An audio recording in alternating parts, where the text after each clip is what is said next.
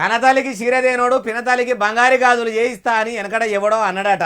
Same to same ditto మక్కికి మక్కి అట్లనే అంటుడు తెలంగాణలో వ్యవసాయ మంత్రిగిరి ఎలగబెడుతున్న agriculture minister Tummala Nageswara Rao sir కూడా. ఇంతకు ఏమన్నాడే బాలన్న అంటారా? మంత్రి గారి మాటలనే ఈయన మంచిగా అర్థమవుతుంది.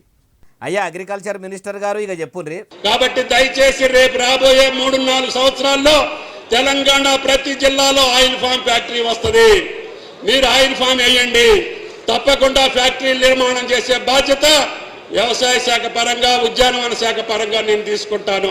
వరి పంట వేయబుద్ధి కానీ రైతులు సమురు సాగు చేస్తే వ్యవసాయ శాఖ నుంచి నేను బాధ్యతలు తీసుకుంటా అని ఇట్లా చెప్పబట్టే. అయ్యా గత ప్రభుత్వంలోనే రైతులను ఆగం చేసిరని మార్పు కోసం ఎదురు చూస్తున్న అన్నదాతలు మార్పు తీసుకొస్తాము అని మీరంటే మీ కాంగ్రెస్ వాళ్ళ మాటలు నమ్మి కారుకు కాలిచ్చి శైల చేతులు కలిపితే గెలిచిన 100 దినాలనే 6 గ్యారెంటీలు అమలు చేస్తామని అట్లా చేయలేదు. రైతులకు రుణమాఫీ చేస్తామని పురాగా చేయలేదు. రైతు భరోసా పైకం వేయలేదు. నమ్మితిరా శివ అంటే ఏమో చేస్తేనే అవ్వా అన్నట్టు చేసిర్రు. మళ్ళా ఇప్పుడు మీరిట్లా హామీ ఇస్తుంటే మీ మాటలు నమ్మి ఆయిల్ ఫామ్ సాగు చేస్తే కొండ నాలికకు మందు పెడితే ఉన్న నాలికే ఊసిపోయింది అన్నట్టు కాదా అని ఇగో మీరిట్లా మాట్లాడిన మాటలు ఇని కొందరు అనుమాన పడుతురు సారు. కాబట్టి దయచేసి రేపు రాబోయే 3-4 సంవత్సరాల్లో తెలంగాణ ప్రతి జిల్లాలో ఆయిల్ ఫామ్ ఫ్యాక్టరీ వస్తుంది. మీరు ఆయిల్ ఫామ్ వేయండి.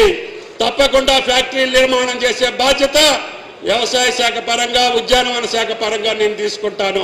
విన్నారు కదా సారు, ఇది మీరన్న మాటనే. ఆయిల్ పామ్ వేసినాక ఫ్యాక్టరీలు కట్టేందుకు మా తాన పైకం లేదని మమ్ముల మన్నించురు అని మాత్రము మాట మారవారు కదా సారు అంటుర్రు మీ మాటల మీద నమ్మకం లేని రైతులు.